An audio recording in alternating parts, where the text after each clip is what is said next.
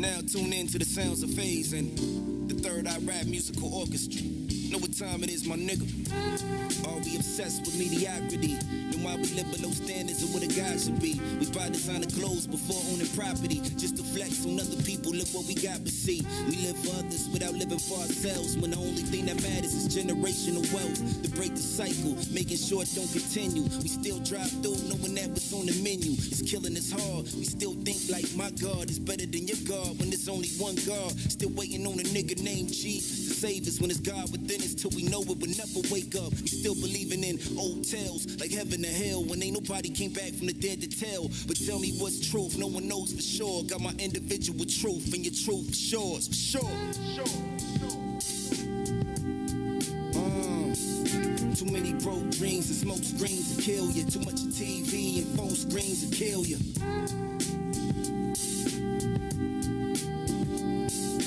Too much Hennessy and social feeds can kill you. Too much of anything and everything can kill you. We got life fucked up. Can you see your own power when the light fucked up? Still listen to drugs and murder when we out. Bodies dropped and all of a sudden the violence gotta stop. Gotta keep a bottom on the shelf. Say we never turn down a fade, but to run away from ourselves. Still dealing with the problems within. Females seeing celebs and wanna look like them, with titties and ass shots while poking their ass out. For what? Just for a nigga to fuck them and cash out. Still lost to what's really going on. It seems right in front of our face, but we looking down at our phones. Can't escape it, no. Quit looking for preachers and spiritual teachers and go within for the faith and hope. Only when you close your eyes then you see. Stop worrying about eyes, start worrying about we, for sure. Too many broke dreams and smoke screens to kill you. Too much of TV and phone screens to kill you.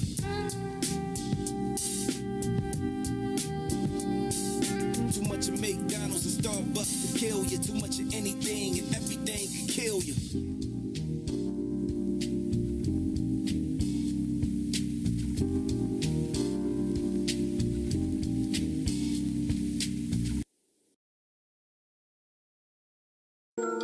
So when the rebels link up, 3 words, let's ride out. It's been a long time coming, my nigga, but the time now. Do you understand the words that's coming out of my mouth? They done put Chris Tucker on this bitch, let me find out. When the rebels link up, 3 words.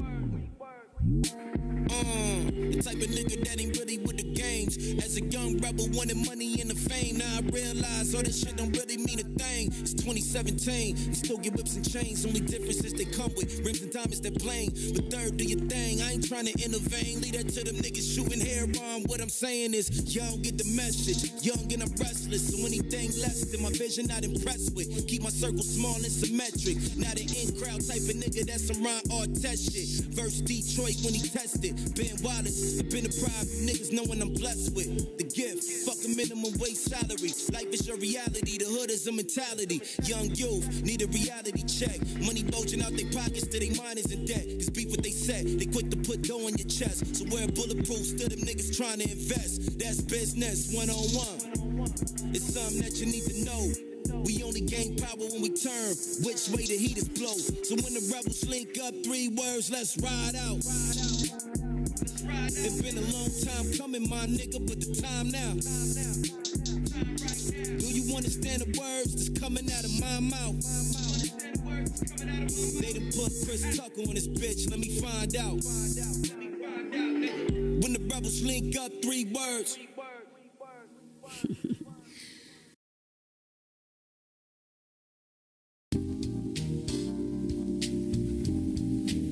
You're now tuned in to the sounds of Phase and the Third Eye Rap Musical Orchestra. Know what time it is, my nigga? Are we obsessed with mediocrity? Then why we live below standards of what a guy should be? We buy designer clothes before owning property, just to flex on other people. Look what we got, but see, we live for others without living for ourselves. When the only thing that matters is generational wealth. To break the cycle, making sure it don't continue. We still drive through knowing that what's on the menu. It's killing us hard. We still think like my God is better than your God when there's only one God. Still waiting on a nigga named Jesus to save us when it's God within. business till we know it. We'll never wake up. We still believing in old tales like heaven and hell when ain't nobody came back from the dead to tell. But tell me what's truth, no one knows for sure. Got my individual truth and your truth for sure, for sure. Too many broke dreams and smoke screens will kill you. Too much TV and phone screens will kill you.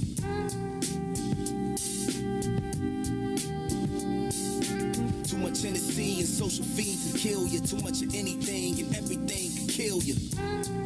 We got life fucked up. Can you see your own power when the life fucked up? Still listen to drugs and murder when we out. Bodies dropped and all of a sudden the violence gotta stop. Gotta keep a bottom on the shelf. Say we never turn down a fade, but to run away from ourselves. Instead of dealing with the problems within. Females seeing celebs and wanna look like them. With titties and ass shots while poking their ass out. For what? Just for a nigga to fuck them and cash out. Still lost to what's really going on. It seems right in front of our face, but we looking down at our phones. Can't escape it, no. Quit looking for preachers and spiritual teachers and go within for the faith and hope.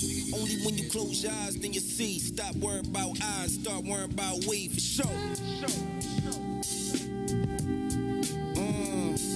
Too many broke dreams and smoke screens will kill you. Too much of TV and phone screens will kill you. We're starting off with roster recap. We're live, baby. Let's go. Laker Nation. Laker NBA Nation. hoop fans. Anthony from all Davis across Society. the United States, maybe the world, depending on where you're from. The Unibrow Union. What is the deal, my good people? Man, so the last time we were live, bro. It was free agency. We were begging for Kawhi Leonard. We were crossing our fingers for Kawhi. And now, Waste of our damn time. man, is it? Or was it? Hey, it's worth it if you could get somebody who's a talent like that. But now he's the enemy. Yeah, he is the enemy. He's man. crossed enemy lines. Wish him the best. I don't wish no injuries or no punk shit like that, but he's a Clipper. Real quick, 2 years, right? Mhm. That's not much. 2 years That's is not not a much. commitment. That's Yeah. saying, I know I lost out on a lot of money. That's saying, I I need know to recoup that shit when I'm a 10-year veteran. And I can no get matter that where I go, supermax, really. No matter where I go. No matter where I go. So, is there hope for anybody else in the league? Let's just say like the Lakers. Is there hope that we can still pair those two together? Or do you think it's a pretty much? You think it's a done deal? Well, you know what's interesting is Paul George, where he signed on with the OKC, he said, I'm always going to want to play at home, and that's something I might want to do in my next contract when he's already washed. Kawhi maybe feel that same way, or he could want to expand his empire to the New York Knicks in 2 years. You know what I'm saying? Because his business is out there. His uncle Dennis's business is out there in New York, in Manhattan. So What does he do? You know what he does? I have no idea what he does. He said, I think the Lakers are favored over the Clippers. T said it's done. Yeah, it's done. Yeah. Man, go ahead and cheer, Terrence. Go ahead and take a bow, nigga. Be happy. It's gonna be done too when you guys face us in the playoffs. Exactly. It's gonna be really done. So T, what do you love about the roster other than your new free agent superstar? Steven Snow, let us know that same thing, bro. What do you think about the Lakers roster? And why do you like it better than? Why do you think they're favorites over the Clippers? I know we've been texting back and forth, and my bro Solo here has made the good point that the Clippers lack playmaking. The Clippers lack somebody who's going to average 6-7 assists a game for them next year, and that's not even a lot. You want somebody typically to average 8-9 assists a game on your team somewhere, and they don't have that anywhere on their team. How do you feel that's going to hold them back? Because it is your point that you made. I think it's going to hold them back tremendously because the Clippers were great because of their ball movement, right? They had so many guys that can do so many different things for them. Not necessarily specialty guys, but guys that were just well-rounded in basketball. Now you're taking that shit and you're bringing in two superstars that are going to need 20 shots a game. You're going to have Lou Williams that's going to need that 15 to 20 shots a game, but it's probably only going to get 8 to 12. Right? Because he's going to really take that seat back. He's that kind of guy. He'll take the seat back and be like, you know what? Go and get yours. Lou Williams is a team first guy. But he's a bucket. And Paul George is a bucket. And Kawhi is a bucket. You know what I'm saying? And there's only one real bucket. You know what I mean? And Kawhi Leonard and Paul George are known for really passing it to their best players. They're not known to pass it to guys that maybe step up big for him, right? Yeah. That was always Kyle Lowry's job, Tony Parker's job, and for the Paul George, that was Russ's job. Yep. That was Jeff Teague's or fucking whoever George his Hill's point job. guard's been. Yep. So who makes on the Clippers? Who makes the others better? Who makes Landry Shamet better this year?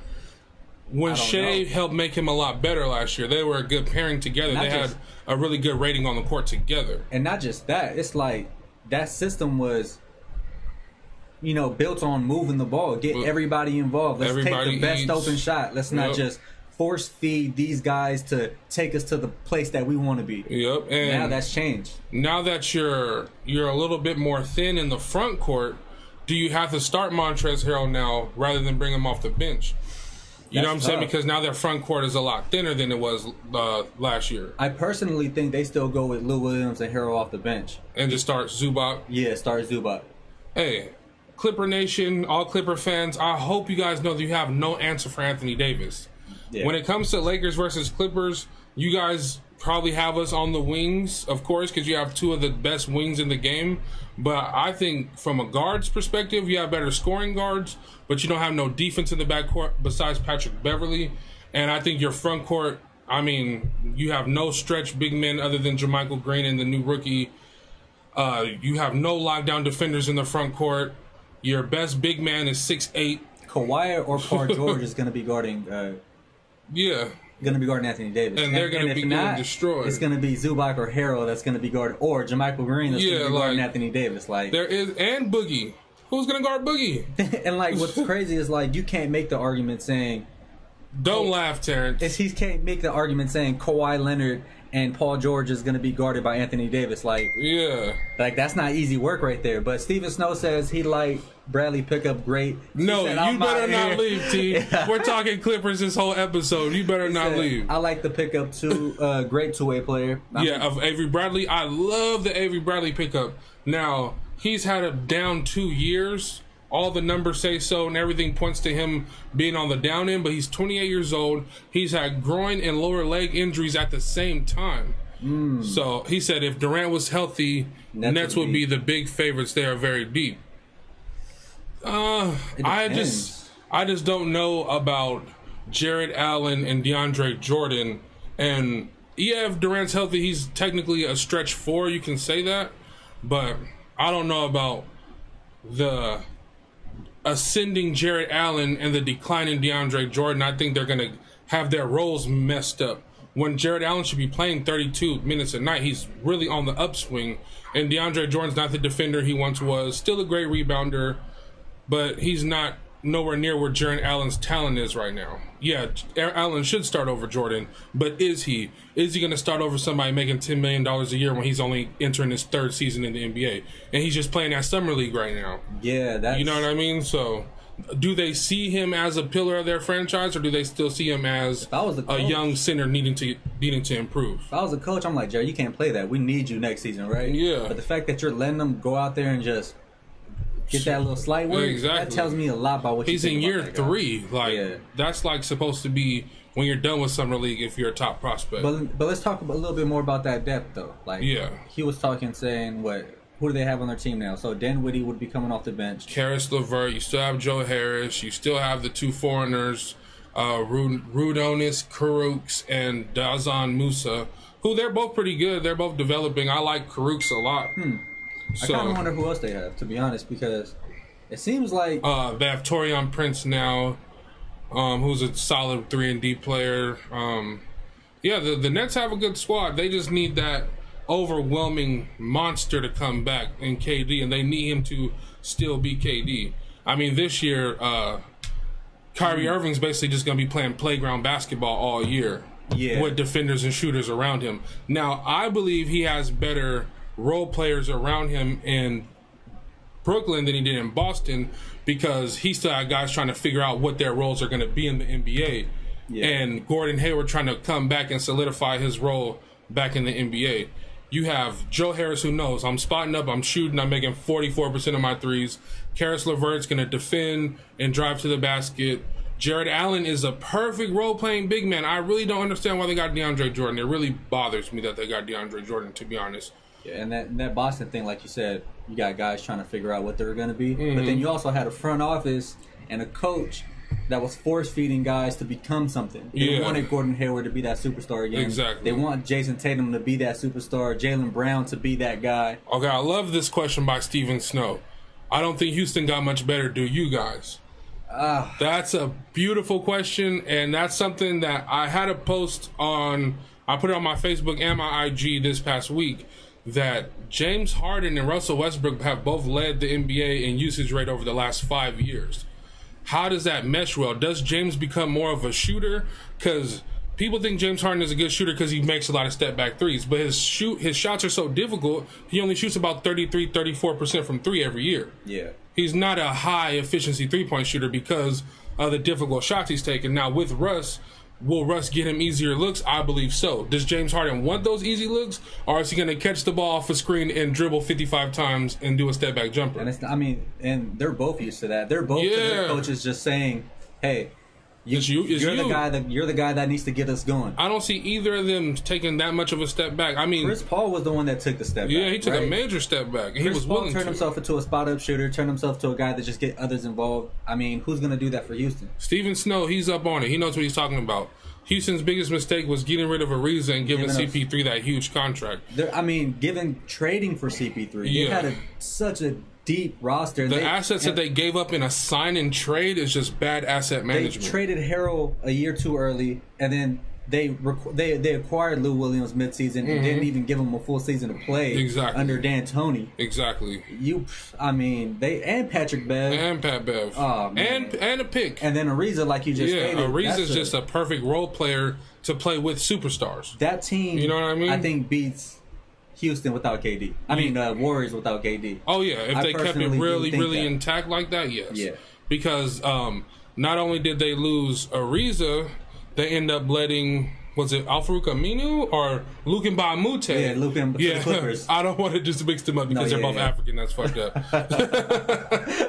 But Luke Mbamute was such a good defender and role player that plays well with a high-volume superstar such like James Harden. You had the perfect team built and Clint Capella, it plays so well off of a superstar. You know what I'm saying? And then listening to Lou Williams talk on Gilbert Arenas' show about superstars, and being a guy who actually knows his role, that's a perfect player to have with James Harden and let that go. And he's a walking 20 points. Now they're just trying to star chase. And I mean, to Daryl Morey's credit, every time he opens his mouth, he says, I'm going to get this team better. I want to add top-end talent. He's never wavered from that. He was willing to offer 1 million draft picks for Jimmy Butler mid-season last year. So he plays that game. And but he settled. He did settle for Westbrook. If you're settling for stars, it's a huge contract. He's going to be making $47 million when he's like 34, 35. That's tough. He settled for Chris Paul, settled for Russ. He was going to settle for Jimmy Butler. Yeah, instead of building optimally around Harden. Exactly. I mean, if anything, you should be throwing those picks, doing what the Clippers did, and calling Paul George or calling the fucking Wizards and saying, "Yo, we want Bradley Beal. Here's the next 10 picks, that we have." Like, why not? Now you're Thunder got a pretty good return. I believe so. But I just don't like that they stuck themselves with that CP3 contract. It's almost untradeable. And some of those 15 first-round picks you have until 2026, you're going to have to attach that with CP3. If Houston's better? No, they're not better than Denver or Utah. Yeah, They don't have the shooting, they don't have the depth, and they don't have the young legs to really keep up with those two teams. And I'm not a big Utah guy because I'm not a big Donovan Mitchell guy, but their starting five is so legit out there in Utah this coming season. It is just so legit. Like Conley, Mitchell, Ingles, Bogdanovich, Gobert, they all play their positions perfectly. Yep. You know what I'm saying? They all are what they're supposed to be. Like Donovan Mitchell's a bit of a throwback shooting guard where he needs his shots in order to get into his rhythm. And now he has a team full of guys who don't really need shots like that, so he can take those 25 shots a night and try to go 12 for 25 rather than like 7 for 25. And then you put a real distributor, a real point guard, someone who that can defends the whole 9 yards. I love the Conley and Bogdanovich signings in Utah. How did Utah become a free agent destination this offseason. That's really crazy. What's crazy is that Moutier. It seemed like every 5 seconds somebody was signing there. what they did is they made those guys that no one was after. They made them feel special. Yeah, they did. They said, we're going to give you these big contracts and we're going to set the market with you. This is what we think you're worth. This is what players like you should be getting paid. And this is the role you're going to have on this team. And this is how much better we're going to be with the pieces we're going to put around you guys. That's a fucking selling point right there. A good reminder that people thought Mike Conley's contract was bad. Remember, when he signed his deal, it was the richest contract in NBA history. Yeah.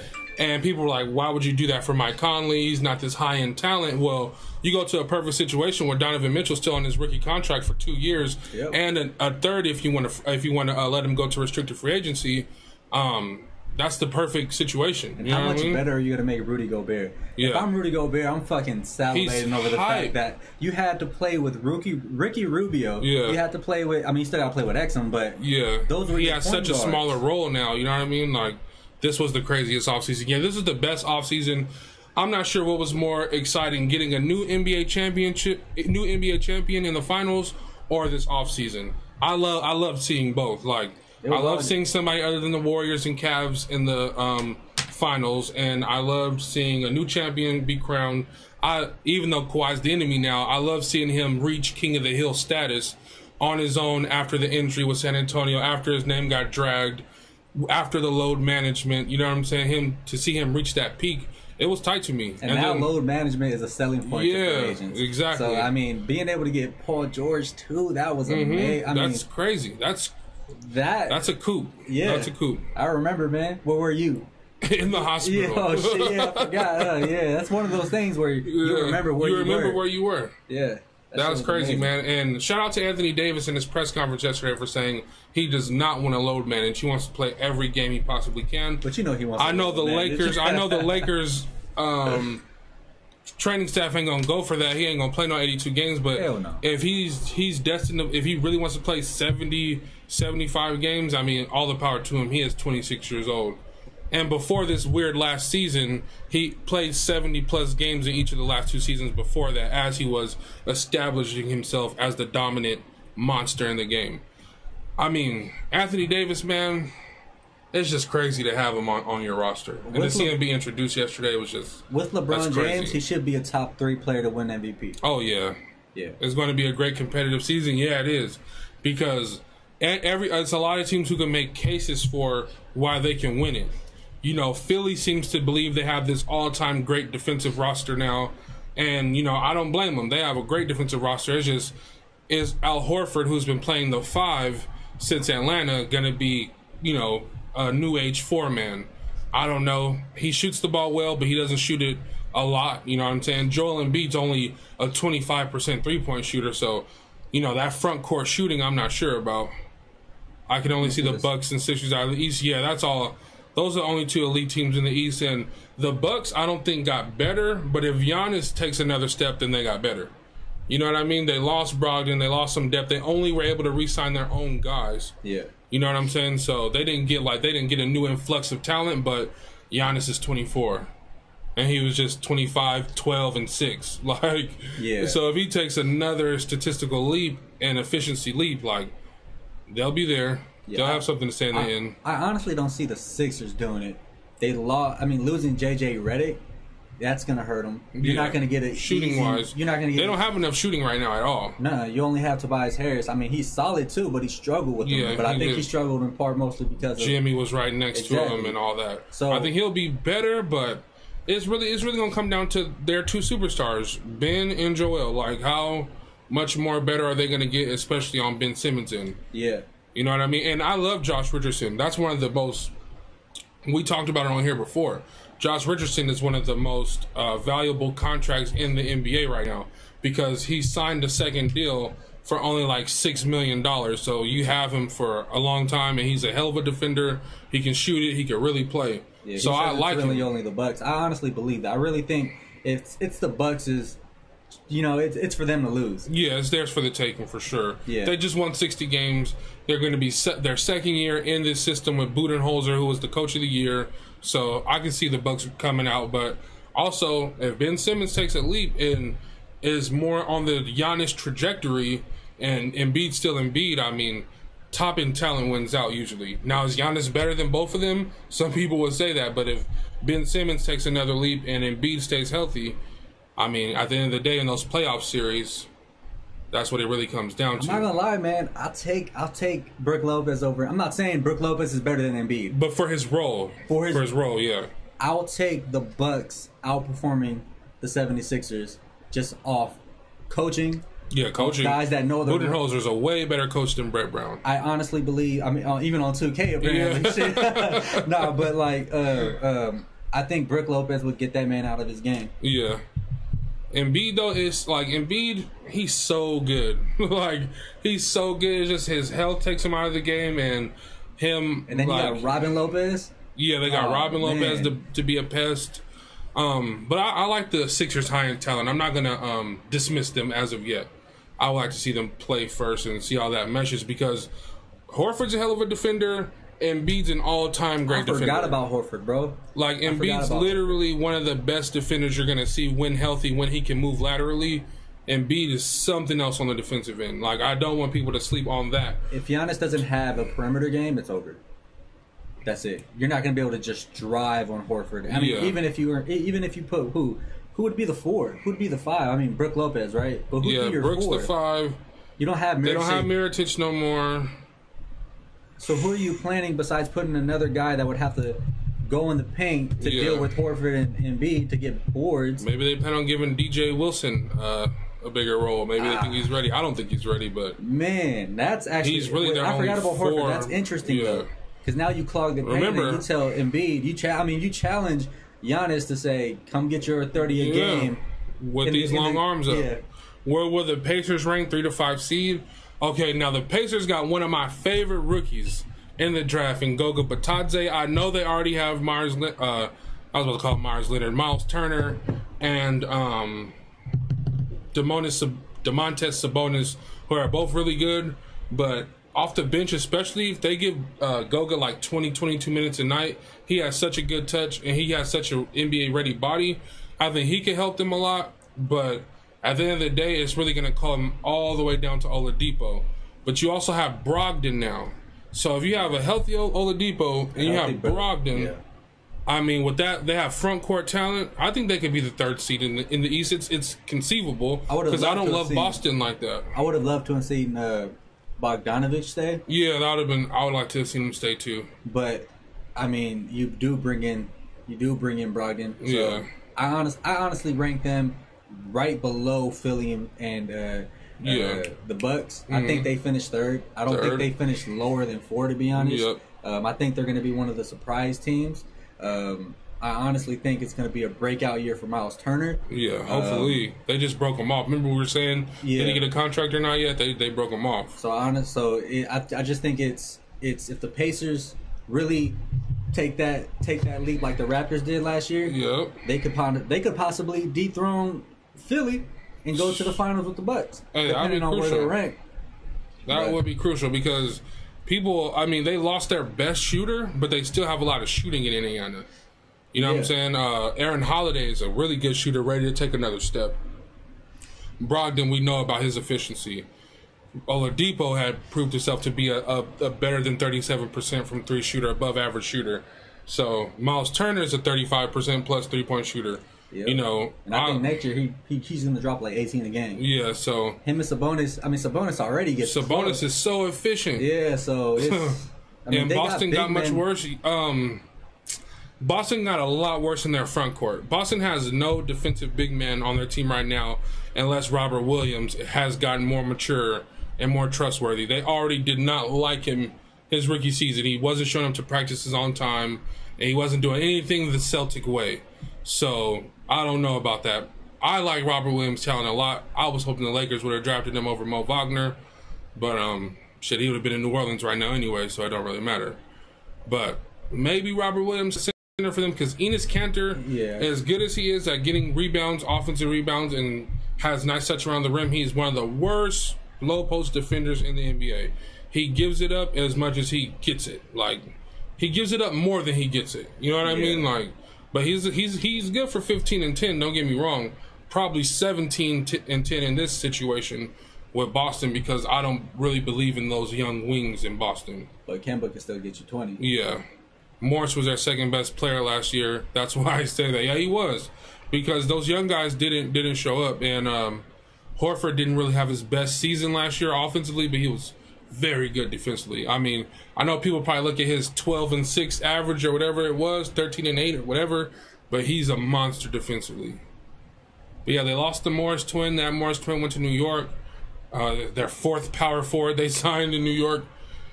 Crazy. I don't even know why he would even go to New York. Yeah, to not be competitive. You have so much value as a competitor on a winning team. For real. You went to, I mean, look what you did for Boston. You know what I'm saying? Yep. Like, even with Jay Crowder, like, if I'm Jay Crowder, I'm looking to always play for a competitor. Always play for a contender. For guys like that. Those scrappy, hard-nosed guys who can hit an open three and defend, all those guys should be looking to compete because, like people are saying, the league is wide open right now. You know what I mean? You're dependent on who to be able to get you those shots. Mm-hmm. You're not one of those guys that can just go out and get your shot. Yeah, you don't have no handle. I'd rather have RJ Barrett trying to shot create before I get Marcus Morris trying to shot create. Hell yeah. It's gonna. I think he's gonna have a down season. He'll be one of those guys that probably gets traded midway, and he'll be like the guy that ends up having a great second half season because he goes somewhere to a else. Team. Yep. Yeah. Morris made a bad decision going to New York, man. He really did. But I'm excited to see what the Warriors do with D'Lo, depending on how long they have him for. Yeah. I'm excited to see if D'Lo can really step up and play at the 2 and be not. I'm not looking for efficiency, right? Yeah. But I'm looking for that star power that would make that would catapult him to be okay. Yeah, like 43, 44% from the field and like 38, 39% from three. He's in there. Exactly. That's all you need. You don't need no 50% from the field efficiency because he's going to take a lot of his shots in the tough mid-range area and behind the line. So I can't wait to see. D'Lo's one of my favorite players ever. So and it's going to be interesting to see, man, because if he does break out and he has that 25 points by the time Klay comes, right? Exactly. Klay's going to come in what, January, February. So by the time he comes in All-Star, D'Lo could have already established himself. And not just that, somebody's going to be pissed they missed the All-Star team, and I want to see that for D'Lo. I want to see him make it so competitive. Can he make the All-Star team out west? Out west, exactly. And get voted in and not an injury replacement. Yeah, that's what I want to see. That's what I want to see a lot. Like, can he be 23-8, 24-8? I'm looking for 25. I'm going to be honest with you. Man. You only have Steph to get you buckets. Other than Steph, there's no reason anybody else on that team. Who else is on that team? Not nobody scoring. Exactly. Not nobody scoring. Carly Stein's a defender and disappointment, really. Draymond, of course, great at what he does. And I don't even know who's going to start at the 3 for them. Alfonso McKinney? I would believe so. But Draymond is going to make D'Angelo so much better. Oh, yeah. That offense is going to make D'Angelo so much better. But I just hope he doesn't lose himself in the fact that it's a new system, it's a new team, trying to get comfortable, trying to fit in. He should still be going for his. He should still be going for his. No matter what. Because obviously all the rumblings are you're not there for the long haul. So why not go get yours in that system with that coaching and the culture that they have in Golden State? Like, take that in. You know what I'm saying? Don't take that in a lot. Like, everything you learn out there, man, and take that to your next situation and still ball out. Steven Snow says, what would your Lakers starting lineup be? I'll go ahead and start. It would be Avery Bradley, Danny Green, LeBron James, Kyle Kuzma, Anthony Davis. But now knowing that AD wants no part of starting at the 5 and you don't want to upset him, I'm going probably taking Kuzma out, making him the best 6th man in the league, and going Avery Bradley, Danny Green, LeBron, AD, and DeMarcus Cousins. Because I think DeMarcus Cousins is ready for a bigger role. I was surprised because I just watched him on the Warriors and I was like, he's not as good as he used to be. He's not as fast. Something's missing. Then you look at his numbers. I mean, 16.5, 8.5, and 3.5 on 50% shooting and 33% from 3. I mean, I'll take that in my starting lineup right now. I'm playing, what, 22 minutes a game. 22 minutes a game? He still was very nice. I'll take that in my starting lineup right now, even if it was him last year. On a team where he really didn't fit, where you asked a heftier DeMarcus Cousins to run up and down, coming off an Achilles. And create space and defend in space. Yeah. I love that Frank Vogel said they're not going to be some switch-heavy team just because that's what the NBA is geared to. they're going to be a team that tries to lock up man to man, and I can't wait to see it. Yeah, that's solid. Well, yours is the same, or you different in the backcourt? Man, pretty much. I definitely want Avery Bradley there because I don't want LeBron James defending I don't want him. guard. Yeah, no. Danny Green. Locking up wings. Exactly. That's it's perfect. Pretty much the same. Anthony Davis and DeMarcus Cousins. Yep. If anything changes, I'd probably just have to take DeMarcus out, put in JaVale McGee, and let DeMarcus kill backup bigs. Let DeMarcus kill backup bigs. And with Kuzma, though. Yeah, with Kuzma, and then I know I've been a big Rondo hater, still am, but he's here. But with those scores in that second unit and Rondo running that second unit, getting them easy looks, I mean, as long as he's not getting every shot he takes blocked and throwing the ball out of bounds, I'm good with that. I won't even play Rondo with that second unit, just because I want Quinn Cook to get those minutes. I want him to be I want him to be able to fight for the starting position, man. I think if Avery Bradley's not going to be the guy, let's just say he struggles, he's still not the same guy he used to be. He's not giving us that defensive specialty we need. Yeah. There's no point. I don't want you to be the shooter over Quinn Cook because I know Quinn Cook can get us 40% from the three. Exactly. Very efficient three-point shooter and can hit him from all over. Deep. Exactly. Not even that. Corners. I'd rather have Caruso give me that offensive. There's a lot. I just hope that Rondo it isn't like last year where Rondo gets the bulk of the minutes in a large role just because of his reputation. Now, if he goes in training camp and he's killing it and the playing around that better talent makes him look like Rondo of Pelicans lore, I guess, like, that's fine, but not just because he had a good reputation. I think Luke Walton, being a young coach, being an inexperienced coach and having no success yet in the NBA as a coach, he relied on Rondo a little too much last year. Too much. Yeah, I think they both relied on each other. I mean, I don't see at no point should Rondo have been pushing the ball so tough, so hard. Exactly. And then with no end game, you're pushing the ball, and then now you're stuck. You're pushing the ball all the way down to all the way down the court, and now you're not doing nothing with it. You're stuck in the paint, and you're coming back up top to the three. Yeah. Like, come on, Rondo. But he's a part of the team. I hope that his IQ, his knowing of being able to read defenses will help. I hope he's just like another Jason Kidd. Just help these other guards get better and make them better. Because if Rondo's playing too many minutes, man, he's been such a bad person as far as the analytics are concerned. I don't want that. Like, when they were all in the Pelicans together, AD and Boogie were plus 5.5 efficiency rating. When they played with Rondo, same lineup, but just with Rondo, they were like a -2. Like, Rondo's just been a real negative the past few years because there's just a lot of things he doesn't offer up on the court anymore. But hey, he had his best shooting year last year, so maybe that's something he's building off of. Yeah. But I don't see him playing major minutes. I hope not. Yeah. Not with Quinn Cook, not with Avery Bradley now there, especially with Avery Bradley there. At first, when Avery Bradley wasn't there, yeah, I'm thinking Rondo could be what Avery Bradley is. Maybe not from the offensive perspective, but if Rajon Rondo could go in and just play nothing but hard-nosed defense and not worry about too much about being the point guard that he used to be, I like that. But, I mean, he can have a bounce-back season, just like Avery Bradley can have a bounce-back season. Yep. He can. KCP can. I mean, Kuzma, he can. You know what I'm saying? Coming from as far as three-point shooting goes. So are the Lakers more deep than the Clippers to you? I don't think so. What I will say is they have more bodies to throw at you who are capable players. But when you start going to who's the 4th, 5th, 6th best player if you combine all those teams, that's when the Clippers start eating. You know what I'm saying? Like, in my opinion, it's like AD, Kawhi, Bron, and Paul George. I will probably put them in that order, but however you want to put them. And then, Lou Williams, Montrezl Harrell, Landry Shamet. You know what I'm saying? Like, Pat Beverly. Like, they eat that 4, 5, 6, 7, 8th best player up. I honestly think, and then you start getting into the Lakers. I honestly think the 2 best players on both teams are just on the wrong teams. Like, the Lakers, if LeBron James and Anthony Davis had what the Clippers have, nobody would fuck with the Lakers. Yeah. Right? And if Paul George and Kawhi Leonard had what the Lakers have, they would eat way more. I'm pretty sure it's going to fit.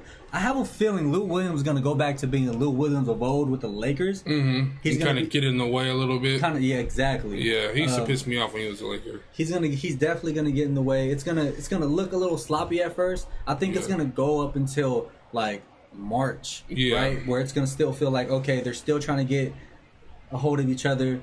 Paul George and Kawhi Leonard are going to just be so dependent on each other that the others are going to start becoming frustrated. And it's going to be a narrative. It probably might not be a narrative because the fucking everybody loves the damn Clippers. Media doesn't push anything other than Laker hate. So exactly, but I get what you're saying where the Clippers, Paul George and Kawhi could really use the Lakers front court. Even take AD out of it.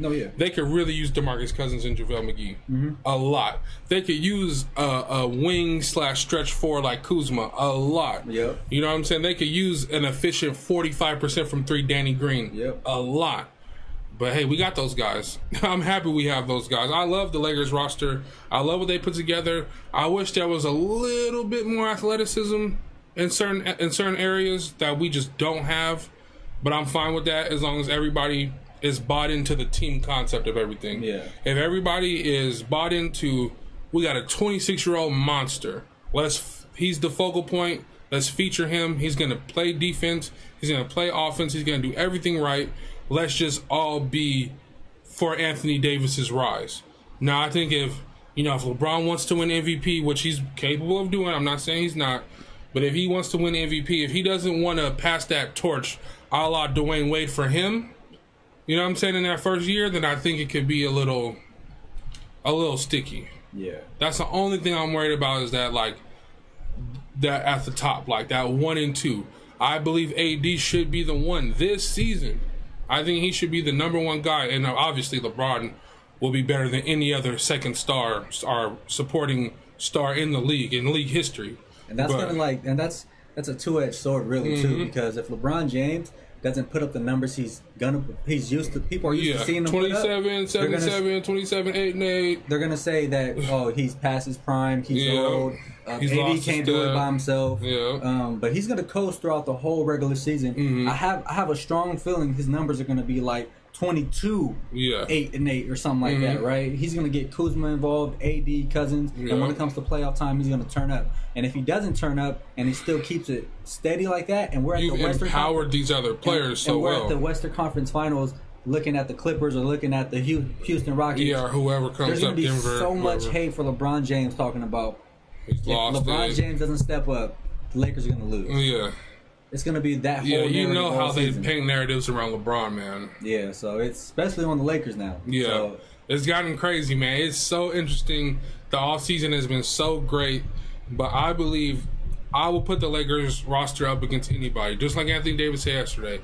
Now, no, we're not the slam dunk favorites like, people are saying. We're not just like this overwhelming dynasty. You know what I'm saying? It's not that. Now, if LeBron was AD's age and they were both 26, then yeah, but because of what LeBron has to do on defense, he has to freelance. He's just a minus defender now. There's just no other way to put that.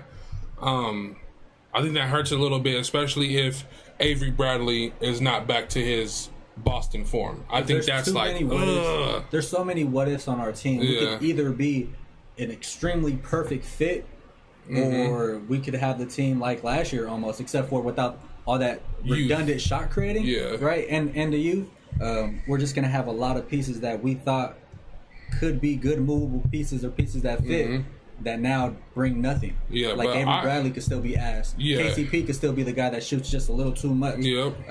Rajon Rondo could be booty. Yeah, you know what I'm saying? Like, but I like that nobody has to have any focal point roles other than Kuzma, LeBron, and AD. Those are the only guys who we need them to perform every night.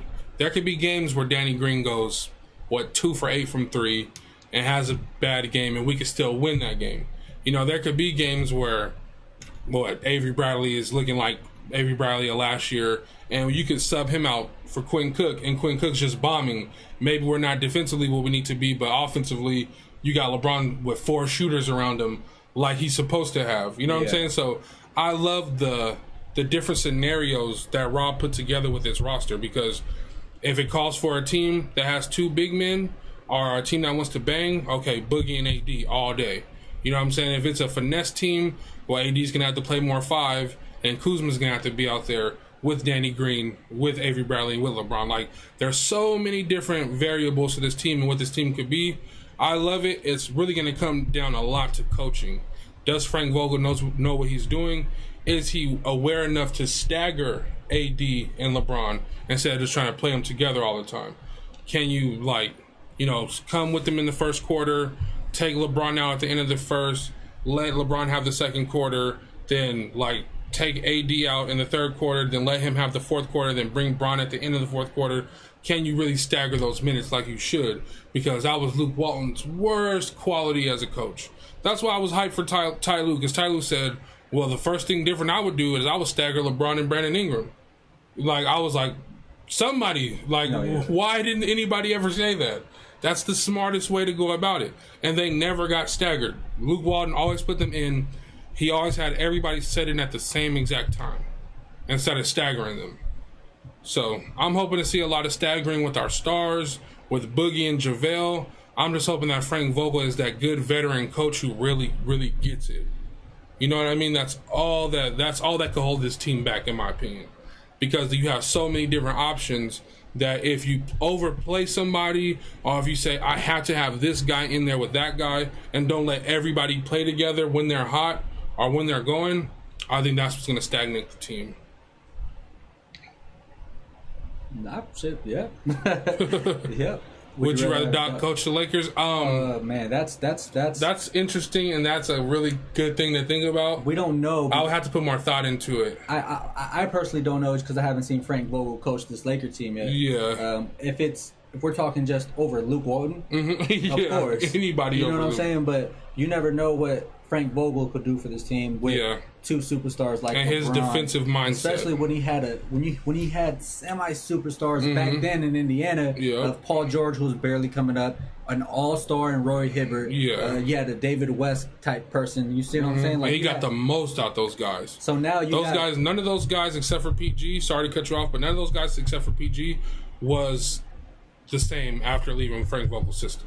Exactly. So I can't say for sure right now, but as of right now, I guess I'll just take Doc Rivers. But because he was great last year. Doc was great last year. Frank Vogel could be great for us. You talk about staggering minutes and managing guys' minutes and playing the right guys together. Because we know what he can do with a superstar team. Yeah.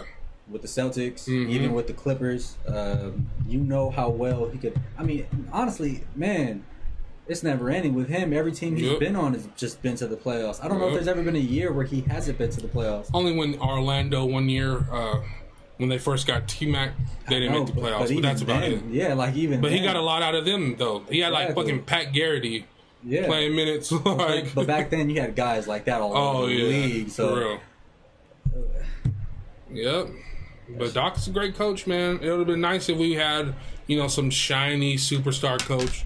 But, I mean, Frank Vogel was willing to take the deal that they offered him without a lot of money, because you guys have to realize, like, the Lakers are paying 3 coaches right now. They're still paying Byron Scott for this next year.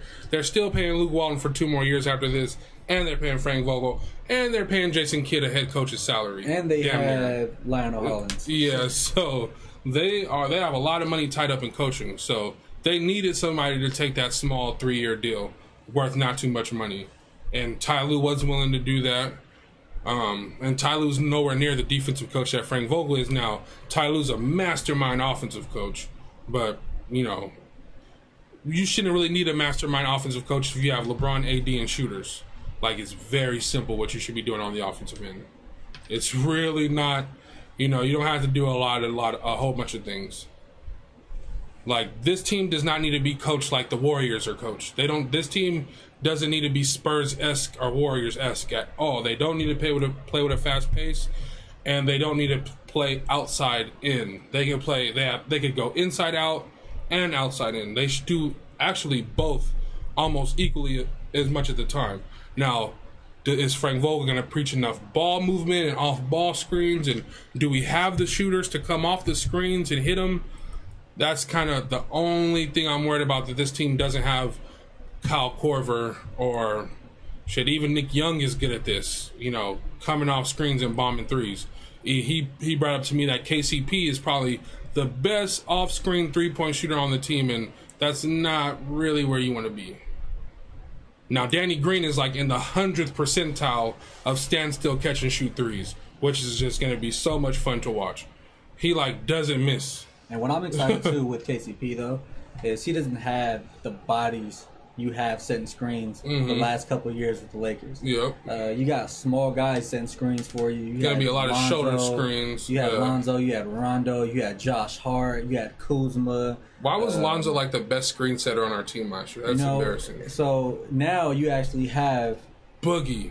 You have AD getting shoulders on you. Exactly. Like, now you're gonna make them fight for those screens. Yeah. Now you're gonna make people know, like, you know what? I'm not about to get into these dudes' shoulders. I'm not about to get into this dude's body. I'm about to go under. Yep. Let me go under. I'm not gonna try to fight over that screen. So go under that screen and get killed from three. Exactly. All and game now long. if you switch, right? You got the other guy hedging, and now he comes up to get KCP. Now that's an easy roll for Davis or Boogie or maybe JaVale, but with his weak ass hands. Yeah.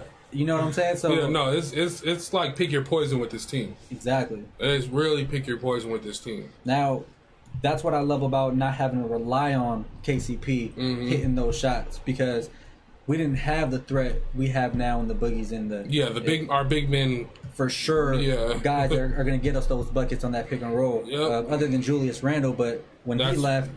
We didn't even run the pick and roll like that with Randall. So now that we have that, we don't got to rely on those shooters to really be knocked down, dead-eye shooters like how we would need in a Korver or something like that.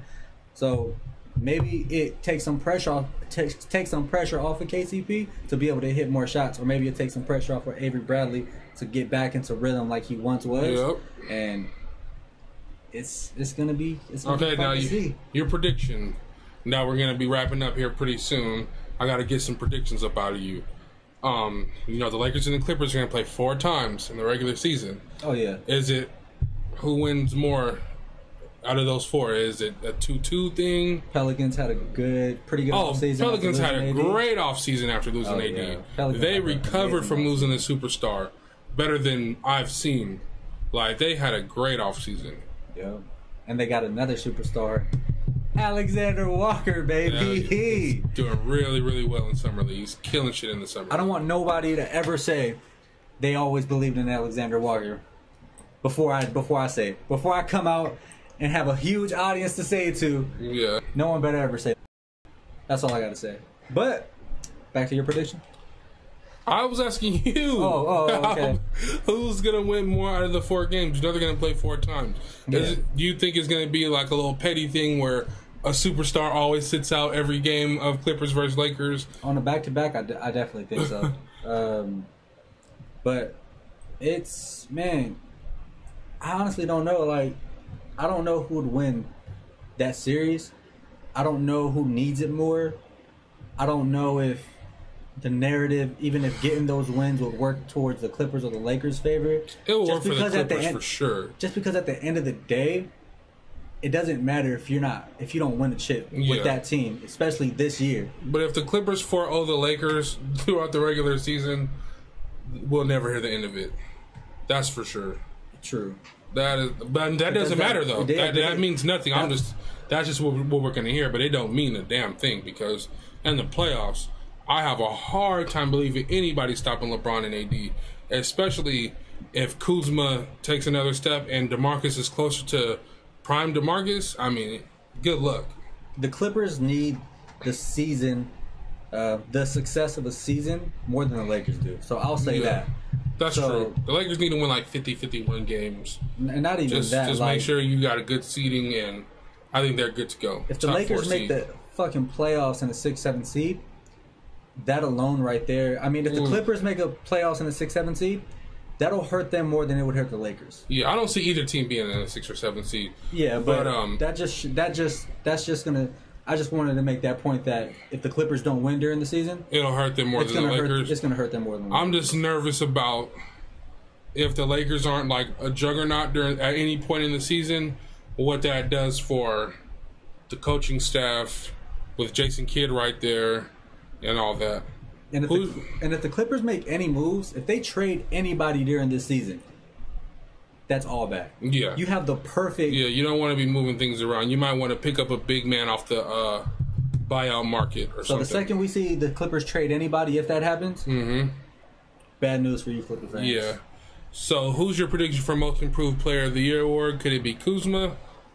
Kuzma's already averaged 18, so he will really need to get to like 22, 23 to really get that award, because they usually give that award for scoring jumps. I mean, that's just how it works. They give that Most Improved award to whoever added 10 points onto their scoring average or whatever the case may be. So I really don't know. I would love to say Brandon Ingram. That's the first thing that comes to my mind, but I don't know if he's going to get the touches that he needs or the looks that he needs with all those mouths to feed in New Orleans and JJ Redick coming off screens and Drew Holiday being, you know, their franchise player, and Zion trying to establish himself and all this other stuff. You know, I would love for it to be Brandon Ingram, but I don't know. You're going to hate me for this, but it's going to be Jason Tatum.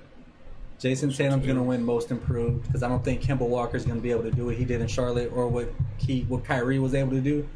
And I think Jason Tatum's going to make that jump for the Celtics from 15 points a game, right, to 23, 24. That's 20, what he would 21, need. 22.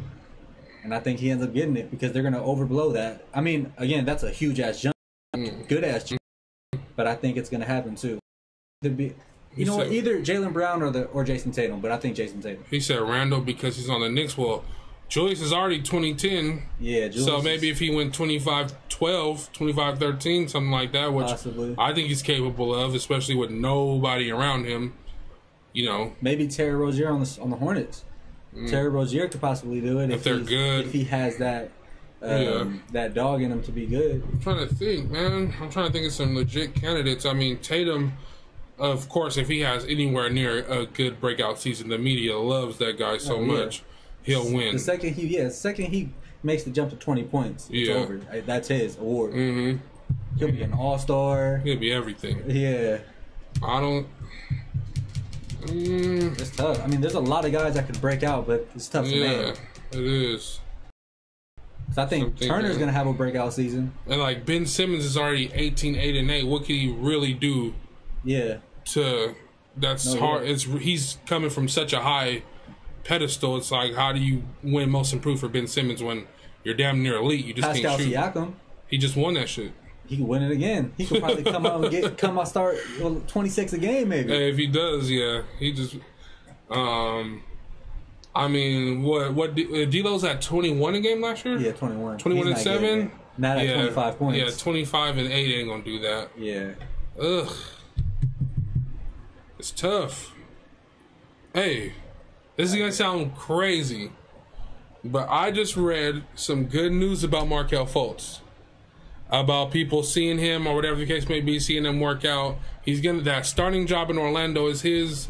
I mean, if he comes from nothing to like 17-7 or something, like, I don't know. Nobody knows if he's capable. I know a lot of his problems are up here, but I mean, he has a golden opportunity with talent around him. Terrence Ross, Vucevic, and Gordon, and those long guys, those aliens that they have that don't know how to play yet. If Markelle comes and leads them back to the playoffs, I mean, I could see that happening. Man, so what's the floor? What does he at least need to get the Most Improved? 17-7. You at least have to. It has to look. Fuck. It has to look good still. You know what I'm saying? It can't be 14-6. You're not winning Most Improved for that. You have to. You have to have made the jump from good player to semi-great player. That's just the criteria, not to me personally, but that's just what they make you have to do. Like, Pascal went from being regular to being like 20-something points and all this other stuff, and 8 rebounds and 4 assists. Like, you have to fill the stat sheet up. Like, that's what Most Improved is about. So, if he's like 17-7-4, I mean, that's what he should have been. Let's not front. That's what he should have been coming out. Everybody knows that. It's just he went through a whole bunch of stuff. So I don't want to just say he's incapable. If his mind's right, if his shoulder's right, if he shoots the ball over his head again, like, Markelle has talent, man. He's athletic. He's a monster. Youngest triple-double in NBA history. I know it don't mean nothing, but yeah, I'm just saying, if he could, I could see Markelle winning it. It'd be such a great story. Orlando was just a playoff team. Bring back everybody. Didn't lose a single player off their roster, unless it was somebody they didn't want, like James Ennis. I think they lost or something. So what? That's what I would look for. Jonathan Markelle. Simmons. That guy. But sheesh. I like Markelle. That would be interesting to see, man. I'd like to see guys like that become superstars to make the league better. You know what I'm saying? Yep. Look for somebody that a lot of people like. I'm gonna say everybody likes, but DeJounte Murray coming off the ACL injury in San Antonio. He was supposed to have his breakout season last year before the ACL injury happened. Like, Pop was talking him up. Everybody was talking him up. Everybody at Clutch Sports was talking him up as he has next. If he's 100% healthy, he injured himself in the summer last season, so he's had the full year already. You know what I'm saying? He's a great defender. He already was a great defender before the injury. So if he's added a lot of offense, I mean, DeJounte Murray can get that. Too. He's a stat stuffer, rebounder, gets steals, gets blocks. Like, I can see DeJounte Murray winning it as well, especially coming off the injury. Yep, I could definitely see that's good to think about, though, because I never really put thought into who's going to win Most Improved Player. Like, that's never an award I'm like, damn, who's going to win that shit? Like, yeah. I mean, and now you have so many guys that can really step up and do something. Like, shit, fucking around. Yeah. Alonzo McKinney might be Brandon better than Brandon Ingram. Don't ever say that to me. Lonzo Ball, like, it'll only take Lonzo like 14, 8, and 10. Like, we all know that's what we've wanted for Lonzo his whole career. It was like, give me 14 points, just average 10 assists, average 8 rebounds. Like, if he does that with the Pelicans and the Pelicans make the playoffs and he's like their best player, like, I know people who just look at box scores will probably never think Lonzo's a great player. But people who look at the game a little differently, I think Lonzo still has every chance to be the best player on the Pelicans. It's just going to be so tough. It's going to be hard, though. It's going to be hard. Drew Holiday, Brandon Ingram, all these guys that command the ball. Derek Favors. Zion. I wouldn't even say Zion really commands the ball because I think he's going to be the guy that's going to get all of his points off what the offense. Energy. Oh, yeah, exactly. But then Walker, I think the Pelicans are going to love him. Yeah, I wonder what his role is going to be coming into the season. Who else is there that's a guard? Oh, they still have like a Tim Frazier and shit like that. Oh, yes, no. Who they played a lot. They've given them a lot of minutes over the last couple. Yeah, that is true. But are they gonna say, "Well, I've had this veteran in this system for 3 years and I've been giving him minutes"? True. You know what I'm saying? Over this unproven rookie who just had a good summer league. Yeah. But I mean, shooting. At the end of the day, you want to put shooters out there, and Alexander Walker has a clip on him. So, but yeah, I can see Lonzo Ball, man. Don't sleep on Lonzo. Lonzo's as talented as anybody. I know nobody thinks that right now, but Lonzo, to be is an overall basketball player, he's as talented as anybody going in the guards position, to me. And we're not even going to talk about BI because I could go on and on. Yeah, I mean, at the end of the day, it's just so hard on that team. We already mentioned him too, though, like yeah. So he can really make that jump to 25 tomorrow. Come on, he's so good. Bi is so fucking he nice, can make that dude. jump to 25 a game, and I hope he does first before Jason Tatum. Me too, of course. Because Brandon Ingram, right, could score 21 a game, and then Jason Tatum could score 21 a game, win Most Improved, and people will swear he's way Jason better Tatum than Bi. is the greatest. Yeah. Them dudes only a few months apart. I'm tired of people thinking like, oh, he's younger because he played one less year. But yeah, man, that's going to be an award.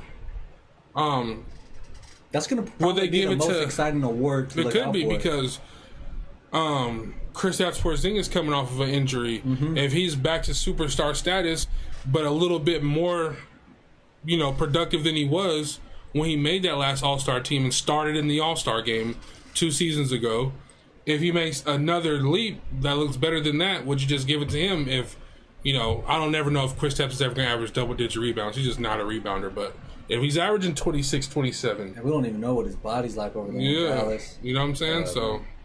And Luka could fucking make a jump, too, even though he got 19. 21-7 and 5. Oh, he was 21-7? 21-7 and 5.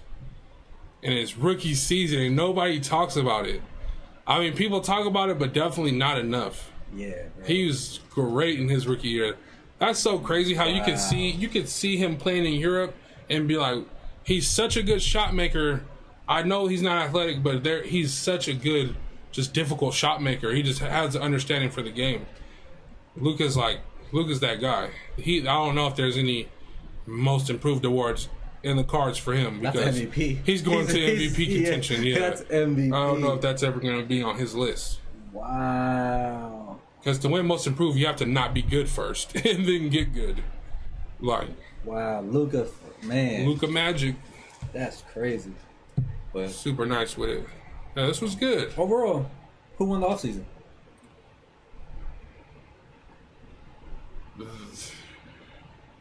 The Clippers. Yeah. The Clippers. Because they stole the show. It was inevitable. Inevitable. Dumb bitch. It was inevitable for Anthony Davis to be a Laker. We just needed to see. And you gave up a shitload right? of talent for him. You gave up a shit, but you also kept one of the guys that they were going to give up early in the season. So that was a win. That's a win. Getting Anthony Davis was a win. And being able to put yourself in contention for Kawhi was a win. But they just stole the show. Yeah, getting Kawhi and Paul George basically for a gang of draft picks and Shea, who's not like Shea's nice, but he's not Alexander Walker. Shea's nice, but he's not like a deal breaker. You know what I'm saying? So to get and to keep Landry Shamet. Yeah, like how do you even do that? Like if you're OKC, why do you even let them keep those young guys?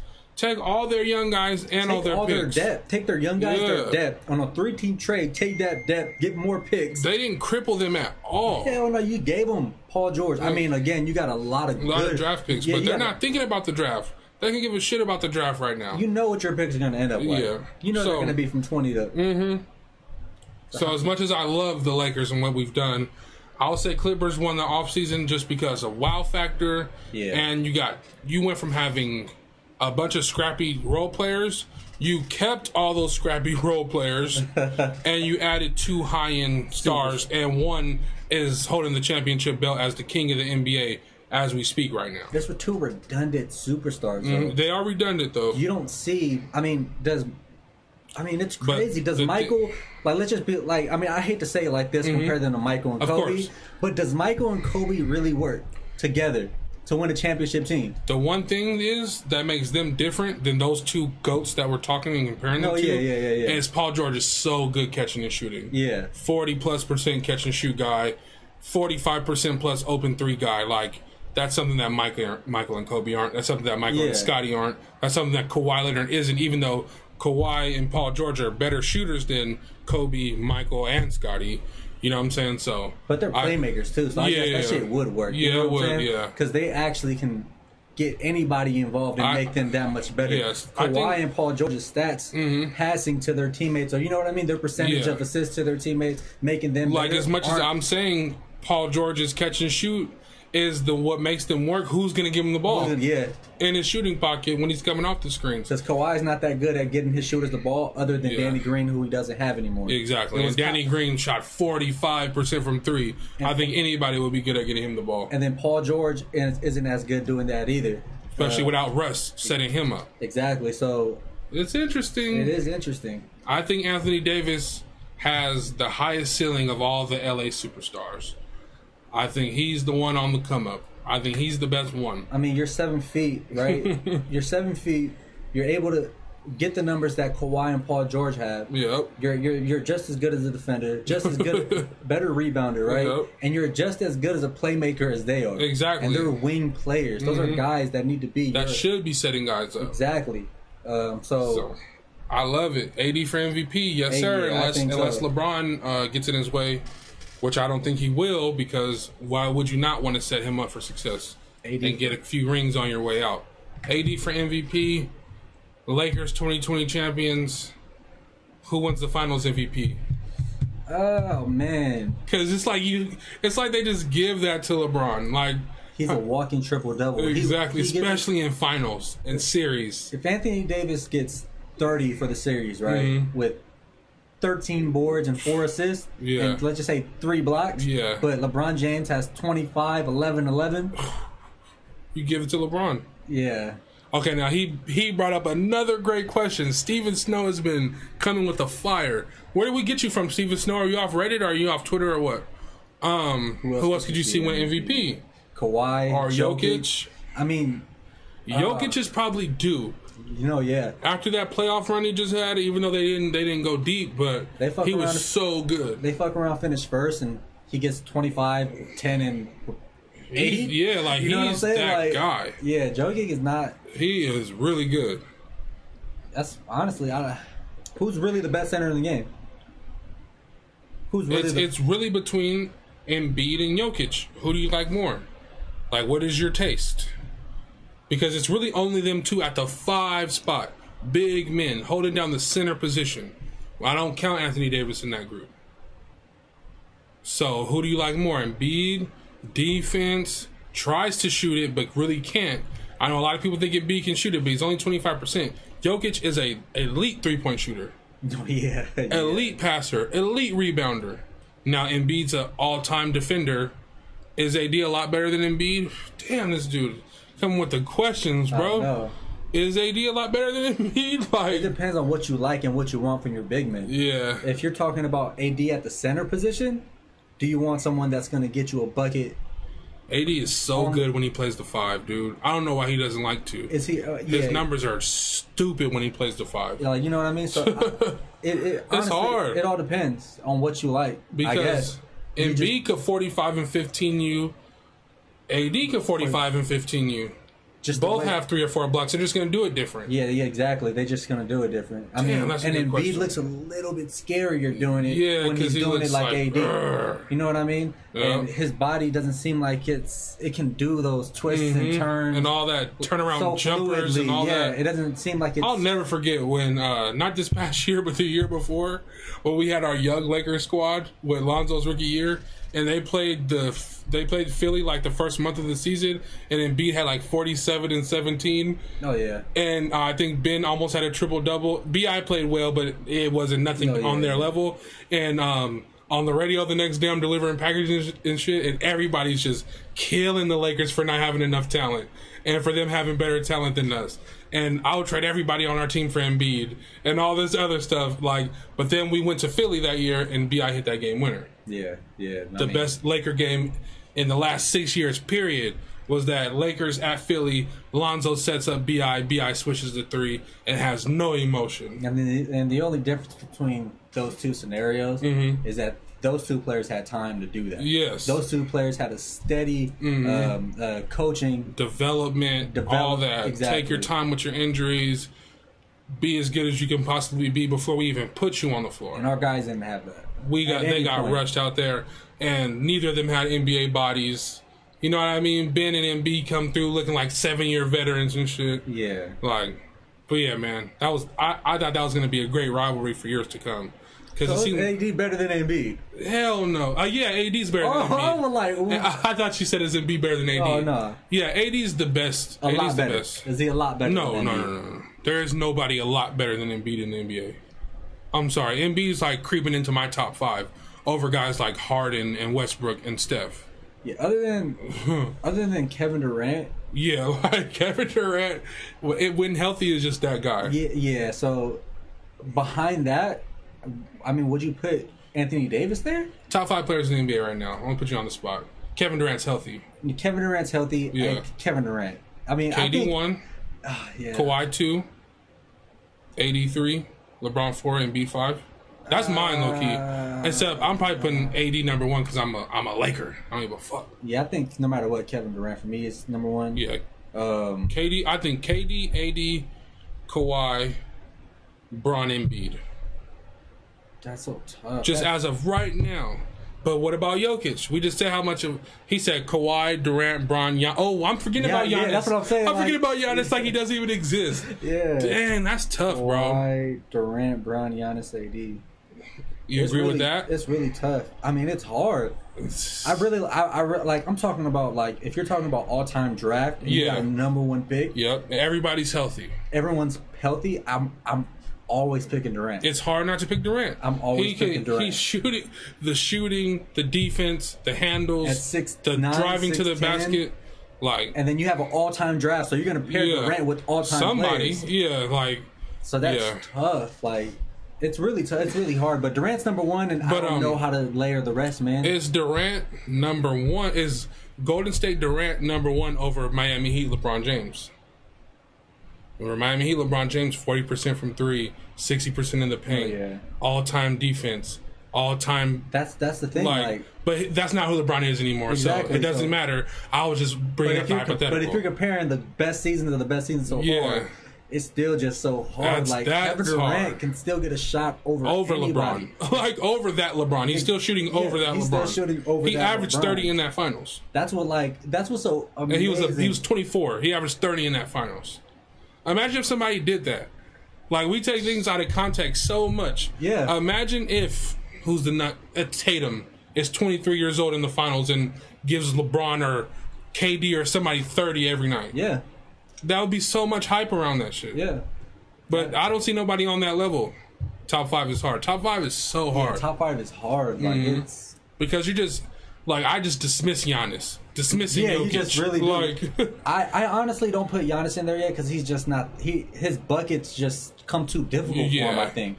And guys like Harden just aren't in there to me. Yeah. Too inefficient, and the inefficiency shows when it matters most. But then LeBron, is he better than Giannis right now? Like, I start to think that. I don't know. It's like he is. Just so like it shows. I mean, he is and he isn't. That's you know what I'm saying? Like, so, because I don't know if I would put Bron in there or Giannis. To be honest with you, that's really tough. LeBron's obviously a better scorer. Giannis is obviously a better defender and not that much worse of a scorer. He's just not a 3-level scorer like LeBron is. But let's just say Bron's not in there, right? Okay, let's take Bron out for just he has to pay the old man tax. Yeah, he's not in this. Yeah, because if you it's like Steven Snow. If you watch the Lakers play and you watch him play defense, you watch him. It's ugly. He's kicking his leg out to try to defend, and you watch him take those 40-foot fucking 3-pointers. Yeah, he takes a lot of questionable threes. But when he's attacking, getting downhill. I mean, he's the and-one machine of the NBA still. Yeah. Like, he's and-one and Giannis is turning into that. Yeah, Giannis is turning into that, scoring 28, like, at Curry top 5. Oh, that's so difficult. I don't know if I can put him there. Curry top 10 for sure, maybe? Do the top 5 players have to be great at both ends of the floor? Is that the criteria?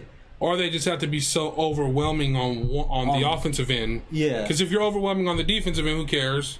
But if you're overwhelming on the offensive end, it shows. But that's like Harden. Harden's overwhelming 36 points per game on the offensive end, and neither of us have him in our top 5. And in today's NBA, where everyone's so freakishly athletic, where everyone is able to... I mean, you have fucking... I don't know. You have one fucking hand that you go to. Like, exactly. And... It would be easier to do a few years ago. It would be. Yeah. Because it's like LeBron and KD, and nobody else is on their level. I mean, now people are on their level. Yeah, exactly. Kawhi is coming into his own. Giannis was... Exactly. This is what Kobe didn't have. Mm-hmm. You know what I'm saying? Just a whole bunch of guys on his same level during this peak. Yeah, and that's because there just wasn't. T-Mac was a level below. AI was a level below. But not only that, but they faded out a lot earlier. A lot earlier than Kobe. People don't know. Kobe's prime did last 17 seasons. Yeah. It really did. People act like it didn't, but his last great year was with Dwight and Powell playing out of place and D'Antoni trying to coach that team, which was so stupid. That irritates me to this day. But Kobe was 27, 6-6 that year. And then Paul George just really went ham this year.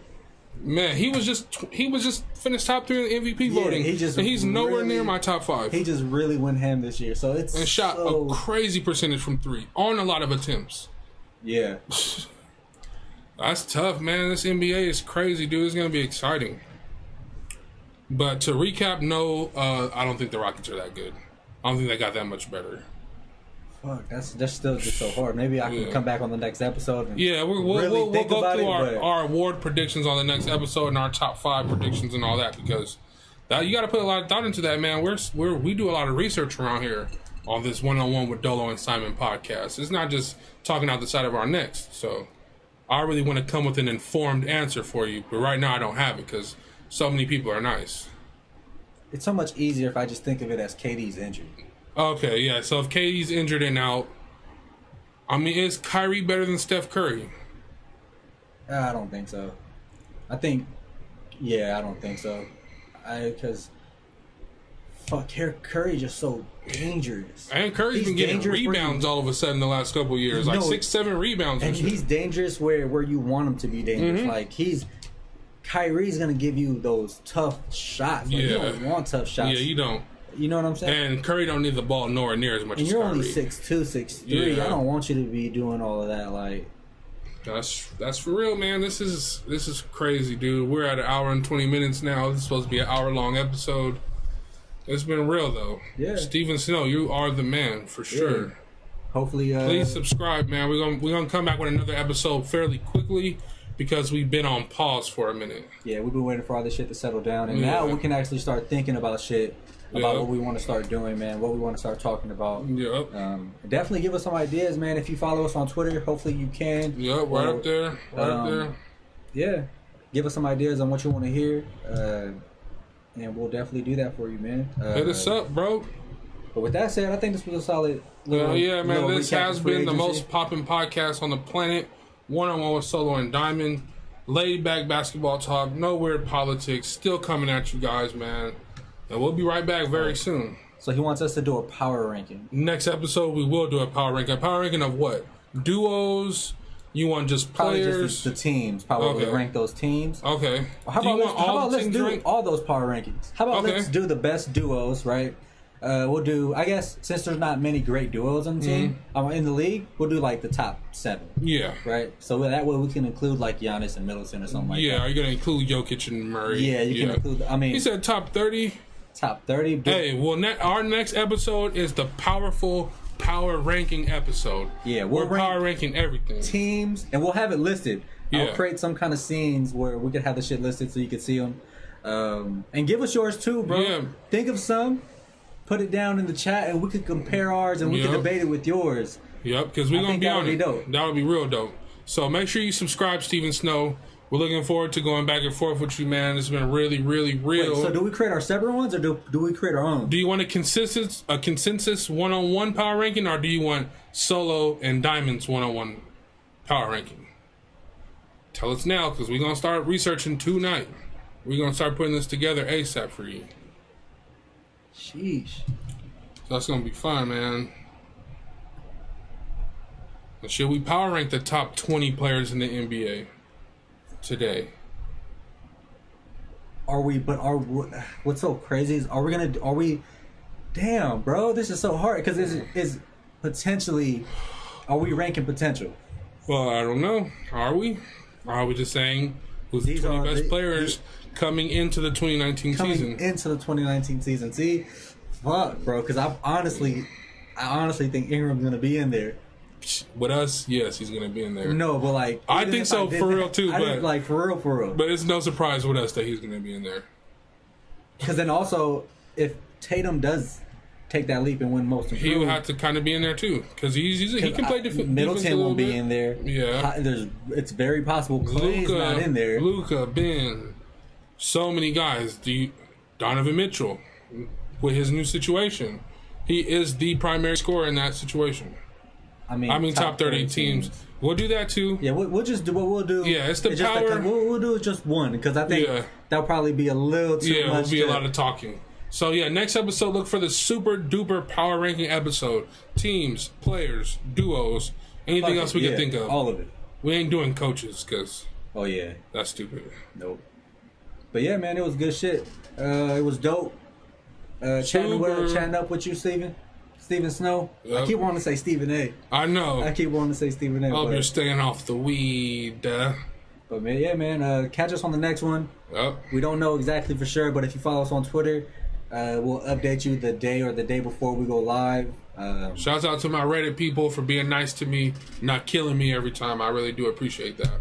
Yep. So. With that said, we'll see you guys on the next episode, the power ranking episode. The super power ranking episode. And we're out. This has been One-on-One. Peace.